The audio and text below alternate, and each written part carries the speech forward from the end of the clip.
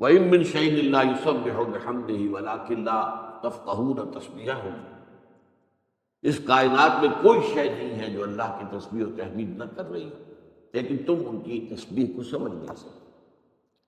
تو یہ ہے غنی حمید، غنی حلیم بھی آیا ایک مرتبہ، بے نیاز ہے اور بہت حلیم ہے، تمہارے گناہوں پر فوراً نہیں پکڑتا، تمہیں مہلت دیتا ہے، توبہ کی مہلت دیتا ہے، اصلاح کی مہلت دیتا ہے۔ غنی کریم ہے، غنی ہے اور بہت ہی کریم، بہت ہی مہربان۔ پھر الغنی یہ 8 مرتبہ آیا ہے، جیسا کہ ہم نے دیکھا۔ اب پہلے ان 2 آیتوں کا حوالہ دے دوں جس کا میں نے حوالہ دیا ہے، اس کا ترجمہ سامنے آ جائے۔ وَلَقَدْ آتَيْنَا لُقْمَانَ الْحِكْمَةَ أَنِ اشْكُرْ لِلَّهِ، ہم نے ہی لقمان کو حکمت عطا کی تھی، دانائی عطا کی تھی کہ کر شکر اللہ کا۔ یعنی دانائی اور حکمت کا جو تقاضا ہے وہ یہ ہے کہ اللہ کا شکر انسان میں پیدا ہو۔ یہ جو رکوع ہے سورہ لقمان کا دوسرا رکوع، یہ ہمارے مطالعہ قرآن حکیم کے منتخب نصاب کا درس نمبر 3 ہے، اور یہ حکمت قرآنی، فلسفہ قرآن، خاص طور پر فلسفہ ایمان کا، جس کو ہم کہیں گے حکمت اصولی۔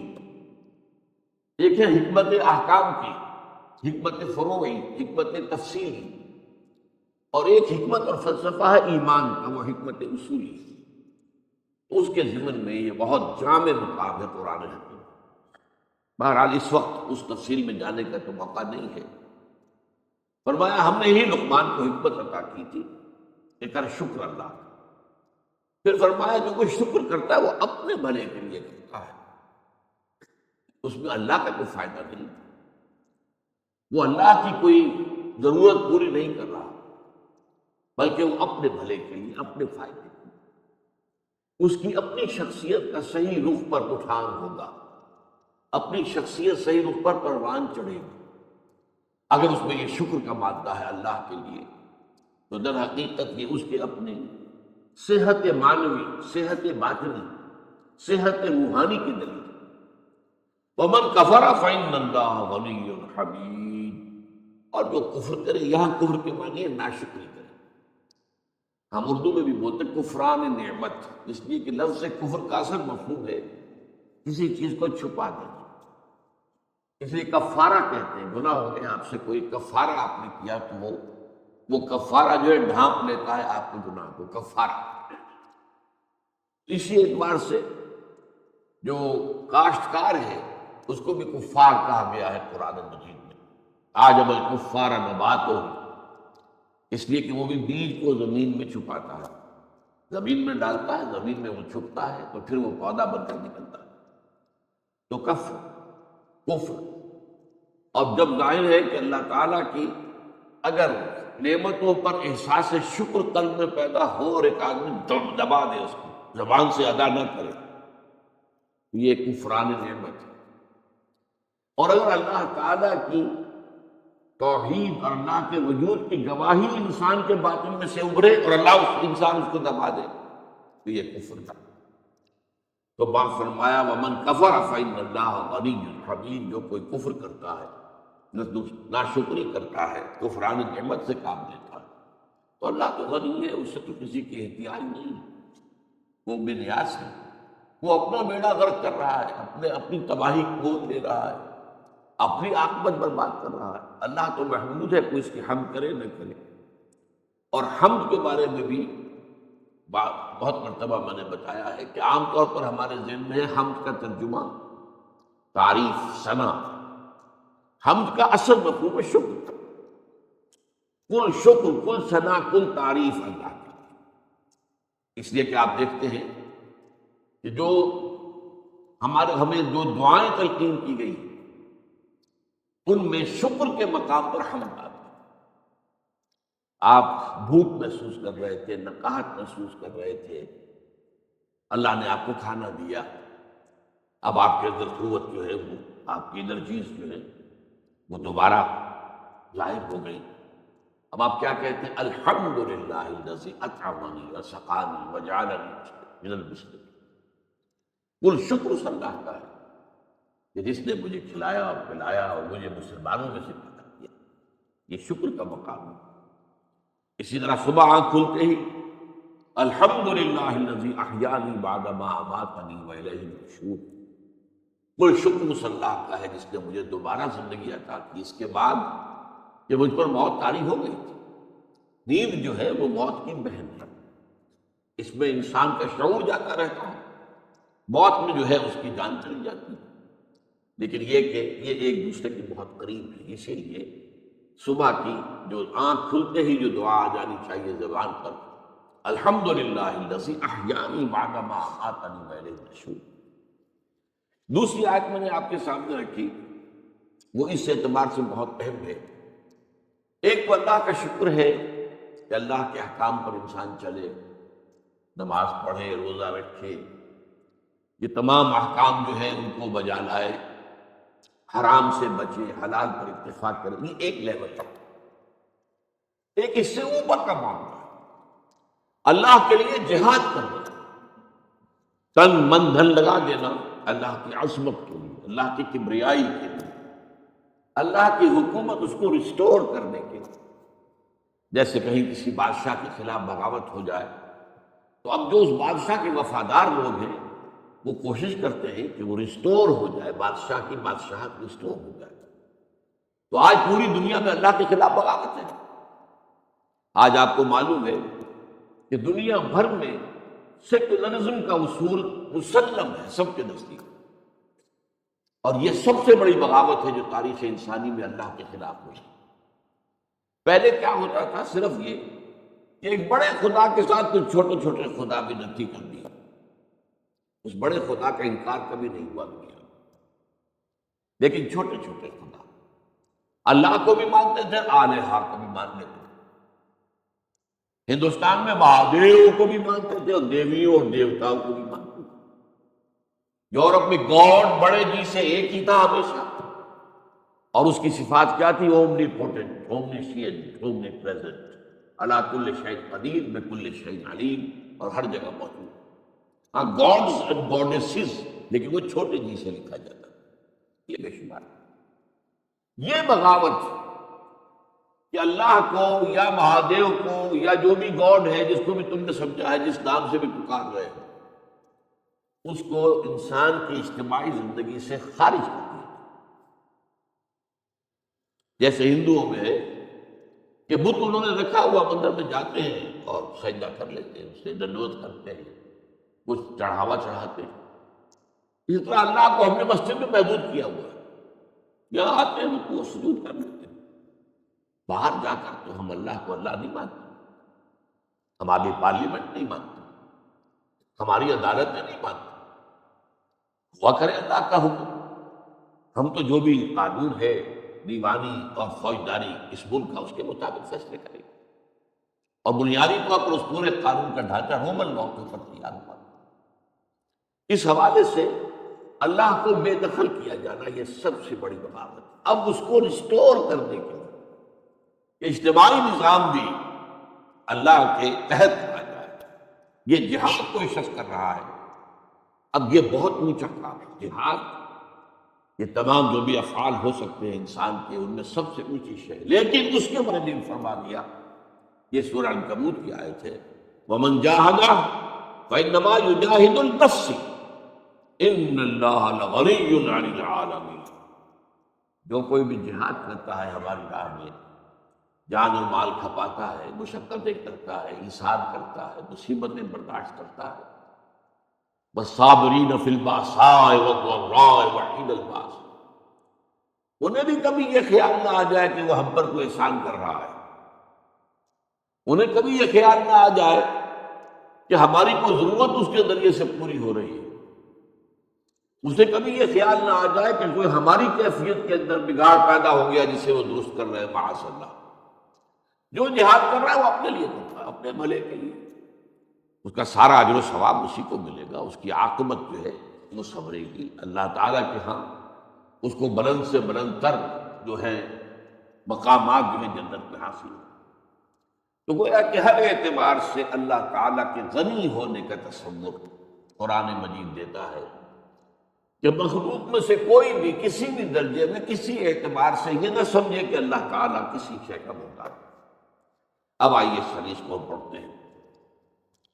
اس میں سب سے پہلے بات وہ ہے جو انسانی معاملات کی درستی کے لیے، اس لیے کہ ہمارے دین میں عبادات اور عبادات کے ساتھ معاملات، عام مذہبی ذہن جو ہے وہ عبادات کو زیادہ اہمیت دیتا ہے، نماز روزہ، اس کے اس کے بارے میں ذرا کمی بیشی ہو جائے تو بہت حساس ہوتے ہیں ہم۔ جن لوگوں کے نزدیک نفع یا دین وہ سمجھتے ہیں کہ ضروری ہے، وہ جو نہیں کر رہے ہوتے ان کی طرف سے بہت دل کے اندر جو ہے وہ ایک بوجھ محسوس کرتے ہیں۔ تو نماز روزے کے بارے میں تو ہم بہت حساس، معاملات کے بارے میں نہیں، حالانکہ اہم تر چیز جو ہے دین کے اعتبار سے وہ معاملات ہے۔ اس لیے کہ تم اگر ایک دوسرے پر کوئی زیادتی کرو گے، اس زیادتی کو اللہ معاف نہیں کر سکتا، بلکہ یہ کہ اس کو تمہیں ہی کسی نہ کسی حیثیت سے کمپنسیٹ کرنا پڑے گا قیامت کے دن۔ تمہاری کوئی نیکیاں اس کے حوالے کر دی جائیں گی، اگر تمہاری نیکیاں کم ہو جائیں گی تو ان کے گناہ تمہارے حساب میں درج ہو جائیں گے، لیکن یہ کریڈٹ ڈیمیج ہو کر رہے گا۔ ہاں عبادات کی کمی اللہ غنی ہے، اللہ تعالیٰ عبادات کی کمی جو ہے اسے معاف فرماتا ہے، یہ اس کا حق ہے، اور وہ بہت بلند و بالا ہے کہ اپنے حق کے بارے میں آپ سے جھگڑے۔ ہاں یہ کہ تمہارے ایک دوسرے پر اگر کوئی تعدی، کوئی ظلم، کوئی حق تلفی، کوئی زیادتی ہوئی تو پھر اس کے بارے میں پکڑ ہو جائے گی۔ سب سے پہلی بات وہ کہی ہے، یا عبادی انی حرمت الظلم علی علی نفسی، اے میرے بندو میں نے ظلم کو اپنے اوپر حرام ٹھہرا لیا۔ ظلم یہ بھی ہے کہ کسی کے اچھے عمل کا اس کو بدلہ نہ دیا جائے، یہ بھی ظلم ہے، حق تلفی ہے۔ اور ظلم یہ بھی ہے کہ کسی کو کسی ناکردہ جرم کی سزا دی جائے جو اس نے کیا ہی نہیں ہے، اس کو سزا دی جائے، دنیا میں تو ہوتا، لیکن اللہ تعالیٰ کی عدالت میں ظلم کا کوئی امکان نہیں ہوگا۔ انی حرمت الظلم علی نفسی وجعلتہ علیکم بینکم محرما، اور میں نے تم پر بھی آپس میں ظلم کو حرام کر دیا۔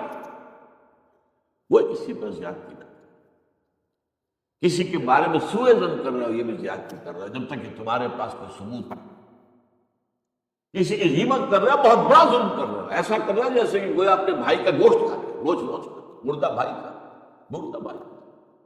ایحب احدکم ان یاکل لحم اخیہ میتا فکرہتموہ، اسی طرح کسی کا مال مار دیا ہے آپ نے، حق تلفی کی ہے، کسی کو دھوکہ دے کر کوئی شے فروخت کر دی ہے زیادہ دام میں، کسی اپنی بہنوں کی ماں کا حصہ جو ہے جو وراثت میں تھا وہ ہڑپ کر دیا، کھا گئے، یہ ظلم۔ فلا تظالموا، دیکھو ظلم ایک دوسرے پر، اس لیے کہ میں نے اپنے اوپر بھی اپنی ذات پر بھی ظلم کو حرام کیا ہے، اور تمہارے مابین بھی ظلم کو حرام ٹھہرایا ہے۔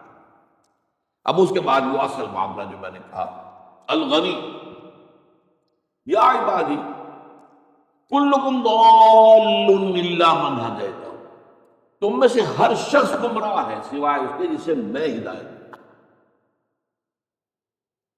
انسان کو اگر ہدایت نصیب ہو جائے، یہ ہدایت میں یہ کلی ہدایت ہے کہ اللہ تعالیٰ نے اسلام ایمان کی طرف ہمیں ہدایت دی، پھر یہ جزوی ہدایت ہوتی ہے، ہر قدم کے اوپر ہم ایک چوراہے پر آ جاتے ہیں، یہ کریں یا یہ کریں یا یہ کریں یا یہ کریں، تو اللہ تعالیٰ جو ہے ہدایت دیتا ہے۔ جہاں کہیں بھی محسوس ہو کہ ہدایت ملی ہے تو اللہ کے شکر کا کلمہ زبان سے نکلنا چاہیے، الحمدللہ الذی ہدانی لہذا وما كنت لأهتدي لولا أن هداني اللہ، کل شکر، کل ثنا، کل حمد، کل تعریف اس اللہ کے لیے جس نے مجھے اس کی ہدایت بخشی، اور میں ہرگز ہدایت یافتہ نہ ہو سکتا اگر اللہ تعالیٰ ہدایت نہ دے۔ یا عبادی کلکم ضال الا من ہدیت فاستہدونی اہدکم، بس مجھ سے ہدایت طلب کرتے رہا کرو، میں تمہیں ہدایت دوں گا، طلب کرو۔ یہی طلب ہدایت ہے جو سورہ فاتحہ کی اہدنا الصراط المستقیم، اب آپ کو معلوم ہے جو شخص یہ کہہ رہا ہے وہ اللہ سے واقف ہے، اللہ کی توحید سے، صفات سے، کہا جا سکتا ہے پھر اب اور کون سی ہدایت اسے چاہیے؟ یوم قیامت کو بھی مانتا ہے، اللہ کی رحمانیت کو مانتا ہے، رحیمیت کو مانتا ہے، مالک یوم الدین ہونے کو مانتا ہے، اور کہہ رہا ہے ایاک نعبد و ایاک نستعین، لیکن ہر قدم پر عمل کے میدان میں انسان دو راہ پر آ جاتا ہے، اور بسا اوقات باریک سا فرق ہوتا ہے، جیسے کہ تکبر اور عزت نفس، بڑا باریک سا فرق ہو سکتا ہے۔ کوئی شخص اپنی عزت نفس کے اعتبار سے کوئی طرز عمل اختیار کر رہا ہو، دیکھنے والے یہ سمجھیں کہ اس میں تکبر ہے، لیکن معاملہ انسان کی اپنی نیت کے حوالے سے اللہ کے ہاں آئے گا۔ یا عبادی کلکم جائع الا من اطعمتہ، میرے بندو تم میں سے ہر شخص بھوکا ہے سوائے اس کے کہ جسے میں کھلاؤں، میں خوراک دوں، میں طعام دوں، میں غذا دوں، میں رزق دوں۔ فاستطعمونی اطعمکم، تو مجھ سے مانگا کرو، کھانے کے لیے مجھ سے مانگا کرو، مجھ سے طلب کیا کرو، رزق کی طلب مجھ سے کیا کرو، میں دوں گا۔ اس کے بعد آ جائے گا میرے خزانوں میں کوئی کمی نہیں ہے، میں دوں گا۔ یا عبادی کلکم عار الا من کسوتہ، اے میرے بندو تم سب کے سب ننگے عریاں ہو سوائے اس کے جسے میں لباس عطا کرتا۔ فاستکسونی اکسوکم، تو مجھ سے لباس طلب کرو، مجھ سے مانگو تو میں تمہیں لباس دوں گا۔ یا عبادی انکم تخطئون باللیل والنہار، اور اے میرے بندو تم تو دن رات خطائیں کرتے ہو، تم سے تقصیرات ہوتی ہیں، کوتاہیاں ہوتی ہیں، گناہ سرزد ہوتے ہیں۔ انکم تخطئون باللیل والنہار، رات اور دن، جیسے کہ ایک حدیث میں آتا ہے کل بنی آدم خطاؤن، خطا انتہائی خطا کار، یہ مبالغے کا صیغہ ہے، فعال، قہار، یہ وزن جو آتا ہے یہ مبالغے کا،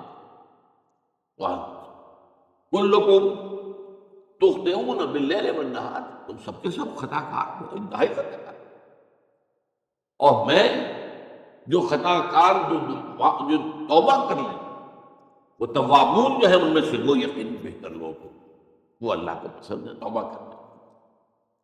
فرمایا وَأَنَا أَغْفِرُ الذُّنُوبَ جَمِيعًا، تم گناہ کرتے ہو دن رات اور میں تمام گناہوں کو معاف کرتا ہوں۔ فَاسْتَغْفِرُونِي أَغْفِرْ لَكُمْ، تو مجھ سے مغفرت چاہو، اللہم اغفر لنا وارحمنا، اللہم اغفر لنا وارحمنا واہدنا وارزقنا، فاستغفرونی اغفر لکم، مجھ سے معافی چاہو، استغفار کرو، میں تمہیں معاف کرتا ہوں۔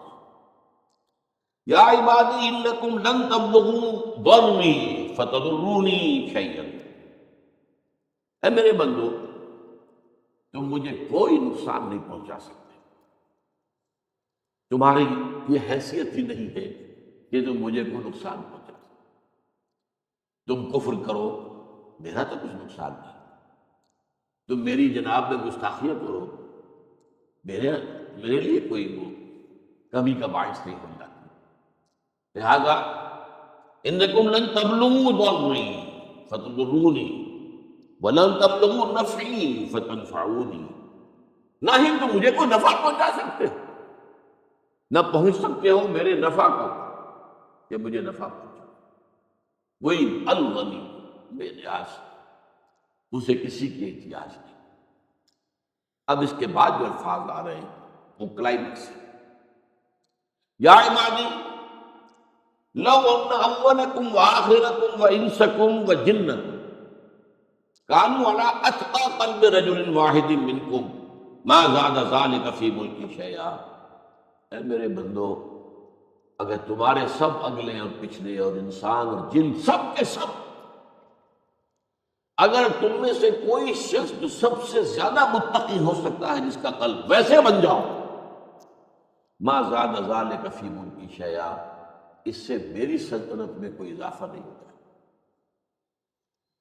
سمجھئے اس کو، اگر تم سب کے سب پوری نوع انسانی، پہلے بھی آپ پچھلے بھی، جن بھی اور انس بھی، سب کے سب ابو بکر بن جائیں رضی اللہ تعالیٰ، میری سلطنت میں تو کوئی اضافہ نہیں ہو جائے.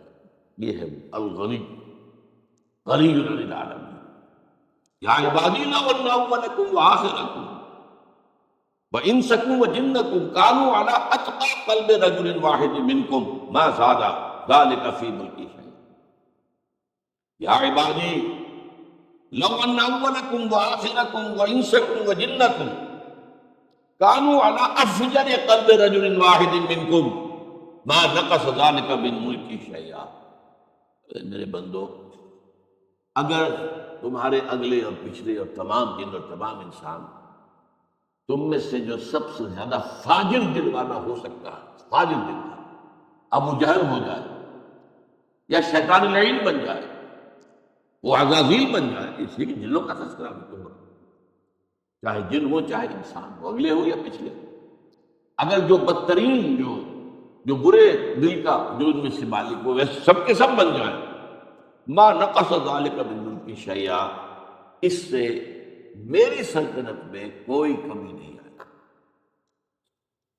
یا عبادی لو ان اولکم وآخرکم وانسکم وجنکم قاموا فی صعید واحد فسألونی، اگر تمہارے سب اگلے پچھلے جن انسان ایک میدان میں جمع ہو جائیں اور پھر ہر ایک مجھ سے سوال کرے، اپنی پہنچ کے مطابق سوال کرے گا، جتنا کسی کا ذہن ہے، جو اس کے اندر جس شے کی قدر سب سے بڑھ کر ہوگی وہی مانگے گا، جو مانگے گا.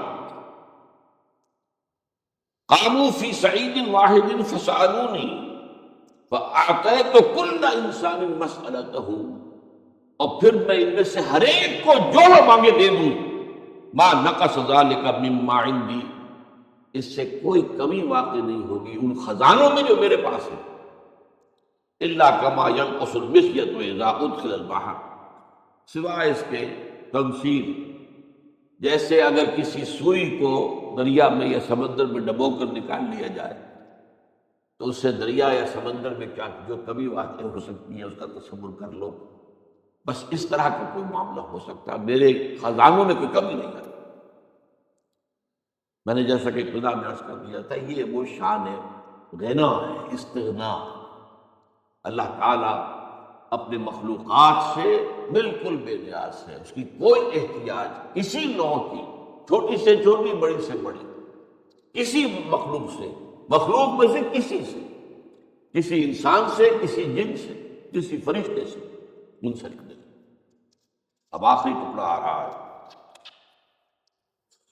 یا عبادی انما ہی اعمالکم احصیھا لکم، اے میرے بندو. اب یہ جو ہے اب قیامت کا تذکرہ ہو رہا ہے. اے میرے بندو دیکھو، یہ تمہارے اعمال ہیں جنہیں میں محفوظ کر کے رکھ رہا ہوں. ثم اوفیکم ایہا، پھر میں وہ سب تمہیں پورا پورا پورا ادا کروں. مجھے کسی سے دشمنی نہیں کہ اسے جہنم میں ڈالوں اپنی دشمنی کی وجہ سے. مجھے کوئی کیا نقصان پہنچا سکتا ہے کہ اس کی میں تلافی کروں اس کی کسی شے سے، یا اس کو جہنم میں جھونک کر. مجھے تو کوئی احتیاج نہیں. یہ تمہارے اپنے اعمال ہیں، ہاں اس کی میں گنتی کر رہا ہوں، وقسی ہوں، وہ اعمال تمہارے محفوظ ہو رہے ہیں. وہ تو یہ فَمَن يَعْمَلْ مِثْقَالَ ذَرَّةٍ خَيْرًا يَرَهُ وَمَن يَعْمَلْ مِثْقَالَ ذَرَّةٍ شَرًّا يَرَهُ. جس کسی نے ذرے کے برابر بھی خیر کمایا ہوگا وہ سامنے موجود پائے گا، اور جس کسی نے بھی ذرے کے ہم وزن بدی کمائی ہوگی وہ اپنے سامنے موجود پائے گا. اور یہ ذرہ کسے کہتے ہیں آپ کو معلوم ہے؟ آج کل تو خیر ہمارے ہاں تصورات میں ایٹم وغیرہ بھی آ جاتا ہے. پچھلے زمانے میں سب سے چھوٹی چیز جو انسان دیکھتا تھا وہ چیونٹیوں کے جو بچے نکلتے ہیں، چیونٹیوں کے بچے، یہ ذر ان کو کہتے ہیں. یہ اصل میں یا عبادی انما ہی اعمالکم احصیھا لکم ثم اوفیکم ایہا. پھر یہ وہ چیزیں آ گئی جو میں نے آیات کے حوالے سے پہلے آپ کے سامنے رکھی ہے. فمن وجد خیرا فمن یعمل مثقال ذرۃ خیرا یرہ، فمن وجد خیرا فلیحمد اللہ. تو جس کسی نے کوئی خیر پائے اپنے اعمال نامے میں، اس نے دیکھا کہ خیر جو ہے وہ درج ہے، اللہ کا شکر، لیکن بہرحال اس کی ہدایت تو اللہ نے دی تھی، اس کی توفیق تو اللہ نے دی تھی۔ فلیحمد اللہ، جیسے کہ ابھی میں نے آپ کو سنائی آیت، الحمدللہ الذی ہدانا لہذا وما کنا لنہتدی لولا ان ہدانا اللہ، یہ قرآن میں آئی ہے کیسے موقع پر؟ جب اہل جنت جنت میں داخل ہوں گے تو اب ان کے قلب کی گہرائیوں سے جو ترانہ حمد جو ہے وہ ابھر کر آئے، شکر کا، کیونکہ اہل ایمان دنیا میں تو ڈرتے رہتے ہیں، کانپتے رہتے ہیں، کسی کو اپنے عمل پر کوئی غرہ اور کوئی غرور اور کوئی اعتماد یہ نہیں ہوتا۔ عمل کے اوپر میں جس کا حساب میں لیا گیا وہ تو برباد ہو گیا، یہ تو حساب یسیر ہے جس کو اللہ نے چاہا، جس کا حساب بس سرسری طور پر دیکھ لیا۔ اگر کہیں ڈیٹیل کے اندر محاسبہ شروع ہو گیا تو کوئی شک نہیں شاید اللہ کے ہاں کامیاب نہ ہو۔ یہاں تک کہ آپ کو بارہا میں نے وہ حدیث سنائی ہے، حضور نے فرمایا صلی اللہ علیہ وسلم، کوئی شخص بھی محض اپنے عمل کی بنیاد پر جنت میں داخل نہیں ہو سکے گا جب تک کہ اللہ کی رحمت اس کی دستگیری نہ فرمائے۔ اب کسی صحابی نے بڑی ہمت کی، جرأت کی، بہت ہی سمجھیے حوصلے کا کام تھا، اس نے حضور کیا آپ بھی؟ اس لیے کہ جو کیٹیگوریکل سٹیٹمنٹ، کوئی داخل نہیں ہو سکتا جنت میں محض اپنے اعمال کی بنیاد۔ کیا حضور آپ بھی؟ ہاں میں بھی، الا ان یتغمدنی ربی برحمتہ، الا یہ کہ میرا رب اپنی رحمت کی چادر سے مجھے اڑا دے، اپنی رحمت کی چادر سے مجھے ڈھانپ دے، اس کے بغیر میرا داخلہ بھی جنت میں نہیں تھی۔ دین کی تعلیم تو یہ ہے، دین تو ہمیں یہ سکھاتا ہے، حضور نے ہمیں یہ سکھایا۔ اب ہمارے ذہنوں میں کیا کیا تصورات ہیں، کس کس درجے کے مغالطے ہوتے ہیں انبیاء اور رسول کی شانوں میں۔ یہ مغالطے اور یہ غلو عقیدت اور غلو محبت ہی تو ہے نا، جس نے عیسیٰ کو خدا کا بیٹا بنوا لیا، یہ کیا چیز تھی؟ تو بدنیت ہی تو نہیں ہو سکتی۔ محبت کا غلو، عقیدت کا غلو، حد سے بڑھ جانے، اسی نے حضرت علی کو خدا بنوا دیا۔ یہ تو اس دین کو اللہ نے محفوظ رکھنا تھا قیامت تک، لہذا یہ گستاخی حضور کی شان میں کسی نے نہیں کی کہ حضور کو قرار دیا گیا ہو اللہ کا اوتار۔ اشعار میں کوئی نعتوں پہ بات آ جائے، وہی جو مستوی عرش ہے خدا ہو کر اتر پڑا وہ مدینے میں مصطفیٰ ہو کر۔ یہ کس کے بارے میں یہ وضاحت کر دوں، میں پہلے اپنے کسی درسوں میں کہتا رہا ہوں کہ شاید یہ مولانا احمد رضا خان صاحب کا شعر ہے، لیکن نہیں، کسی اور صاحب کا ہے۔ لیکن یہ کہ بہرحال اس سے سامنے آتا ہے معاملہ کہ یہ بھی باتیں جو ہے، لیکن یہ شاعروں کا معاملہ ہے، شعروں میں تو غلو ہوتا ہے۔ فی کل واد یہیمون، وہ جو قرآن مجید میں جو فرمایا گیا، اور اس سے کوئی بڑے سے بڑا شاعر بھی اس سے بچا ہوا نہیں۔ تو اس اعتبار سے حضرت علی کو خدا ماننے والے پیدا ہوئے، آج بھی موجود ہیں۔ اور واقعہ یہ ہے کہ اگرچہ ویسے تو دروزی اور علوی وغیرہ کچھ لوگ ہیں جو شام لبنان وغیرہ کے اندر ہیں، وہ اب بھی وہی ہیں جن کا عقیدہ ہے کہ علی اللہ ہی کی شکل، اللہ ہی کے اوتار کی حیثیت، علی اللہ ہے۔ عبداللہ ابن سبا نے یہ فتنہ جو ہے کھڑا کیا تھا۔ یہ میں صرف اس اعتبار سے بتا رہا ہوں کہ حضرت علی کی کیا حیثیت ہے حضور کے مقابلے میں۔ حضور کو اللہ نے محفوظ رکھا، اس لیے کہ آپ کے ساتھ سارا دین کا معاملہ آپ کے ساتھ وابستہ۔ بمصطفیٰ پر رساں کی اشراء کے دی ہموس، اگر بعور رسیدی تمام وہ حدیث۔ تو حضور کے ایک صحابی کو، اور حضور نے ان کی تربیت فرمائی، تزکیہ فرمایا، گود میں پلے ہیں حضور کے حضرت علی رضی اللہ تعالیٰ، ان کو تو یہ گستاخی ہے جو کی گئی ہے، لیکن یہ ہے کہ اللہ کے بچایا ہے اپنے نبی صلی اللہ علیہ وسلم کو۔ لیکن یہ سب کیا ہے؟ غلو، عقیدت کا غلو، محبت کا غلو۔ یہی غلو ہمارے ہاں بھی چلا۔ بہرحال فطرت جو انسان کی ہے اور سرشت جو ہے وہ تو بدلتی نہیں ہے۔ انسان جیسے پہلے جس طرح کی گمراہیوں میں مبتلا ہوئے ہیں ایسے ہی آج بھی ہو رہے ہیں۔ حدیث میں تو حضور نے فرما دیا ہے کہ تم ان تمام راستوں پر چلو گے جن پہ تم سے پہلے کی امتیں چلی ہیں، یہاں تک کہ اگر وہ گوہ کے بل میں گھسی تم بھی گھسو گے، اور اگر ان میں سے کوئی بدبخت ایسا اٹھا جس نے اپنی ماں کے ساتھ بدکاری کی ہوگی تو تم میں سے بھی کوئی نہ کوئی شقی ایسا اٹھے۔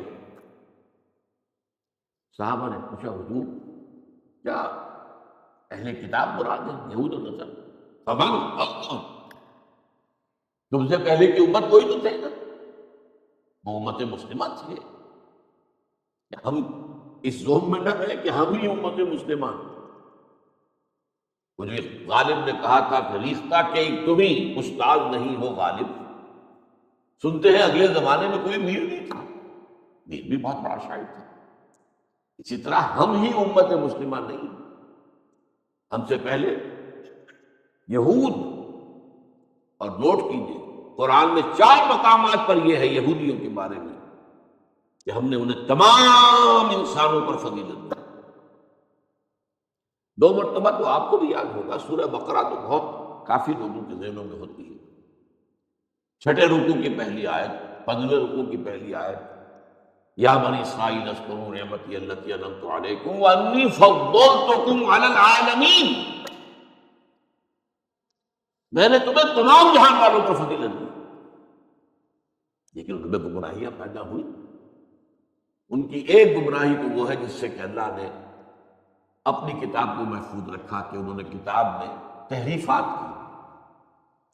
اللہ تعالیٰ نے چونکہ حفاظت اپنے ذمہ لے لی قرآن مجید کی، تو اس گمراہی سے تو امت بچی ہوئی۔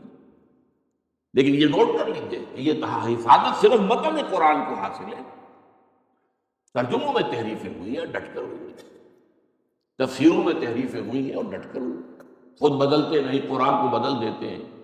وہ بدل دینا قرآن کا جو ہے وہ قرآن کے متن کے اندر تبدیلی کوئی نہیں آ سکتی۔ اِنَّا نَحْنُ نَزَّلْنَا الذِّكْرَ وَإِنَّا لَهُ لَحَافِظُونَ، اللہ تعالیٰ کی حفاظت خصوصی ہے۔ ورنہ نوٹ کر لیجیے اگر یہ حفاظت تورات کی اور انجیل کی بھی اللہ اپنے ذمہ لے لیتا تو کیا ان میں کوئی تحریف ہو سکتی تھی؟ اور اگر اللہ نے خاص اپنی حفاظت میں قرآن کو نہ لے لیا ہوتا تو کیا ہم چھوڑ دیتے قرآن میں تحریف کی؟ تو ظاہر بات ہے کہ جیسے پہلے عرض کیا حضور نے فرمایا جن راستوں پر بھی پچھلی امتیں چلی ہے تم بھی چلو گے۔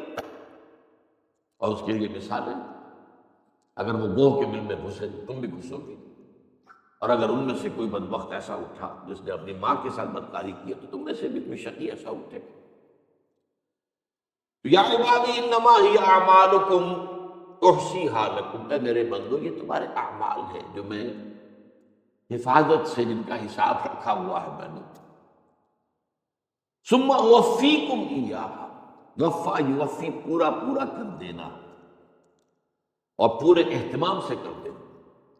اوفا یوفی کے معنی میں یہی پورا دینا، یہ باب افعال سے، لیکن باب افعال کے مقابلے میں باب تفعیل کے اندر بہت وزن ہوتا ہے، رفتہ رفتہ رفتہ رفتہ پورا پورا پورا پورا کر۔ وفیکم ایھا، یہ تمہارے اعمال ہیں جو میں تمہارے پورے پورے بلا کم و کاسٹ تمہیں عطا کر دوں گا، تمہیں دے دوں گا۔ فمن وجد خیرا فلیحمد اللہ، تو جو کوئی اپنے اعمال نامے میں خیر پائے وہ اللہ کی حمد کرے۔ اللہ نے توفیق دی تھی، اللہ ہی کے فضل و کرم سے تم نے وہ کام کیے تھے۔ ومن وجد غیر ذلک، اور جو کوئی اس کے سوا اس کے برعکس چیز پائے، شر پائے، بدی پائے، برائی پائے، فلا یلومن الا نفسہ، تو وہ کسی کو ملامت نہ کرے سوائے اپنے نفس کے۔